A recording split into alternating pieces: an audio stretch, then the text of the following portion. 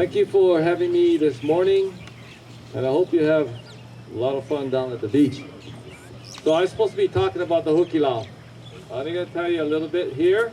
So basically, around 1940, the chapel that we used to meet in, where the original chapel is behind the Stake Center, burnt. And when it burnt, they had to raise funds, actually, back in the old days, to build the temples, build temples and chapels. Back in the day, you used to have to, as a ward, provide budget as a family to keep those chapels going. Cleaning, upkeep, electricity, and all that kind of stuff, okay? So when that time was, they had to raise money actually to rebuild that chapel, and the Hukilau was one of their ways that they did it. They brought tourists down. When I was young, I participated like at the back end. Like I said, 1940 it burnt down. They probably got the building in about several years after that. That means there's a lot of tourists still coming, and this was just an activity they had at Laie, at the Hukilau Beach. And there was many fishermen here. One of them was Lili. If you guys remember the shaka sign, that's the same guy. Somehow in an industrial accident, they say, he lost his fingers in the middle, so all he had was his pinky and his thumb. And that's why when he waved at people, it looked like the shaka sign. That's how we know how it came about.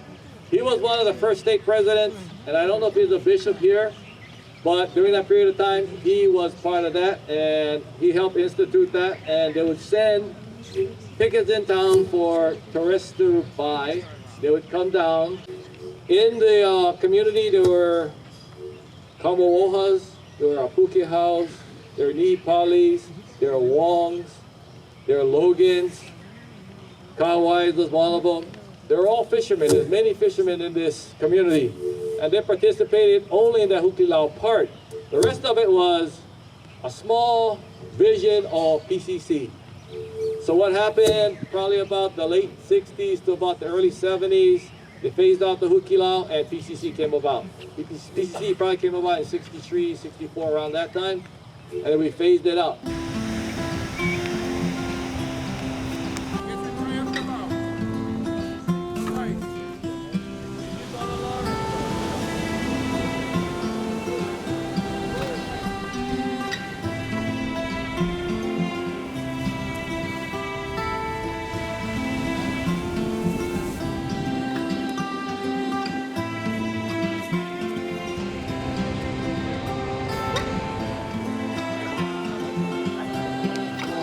Part of the group will have to go down there.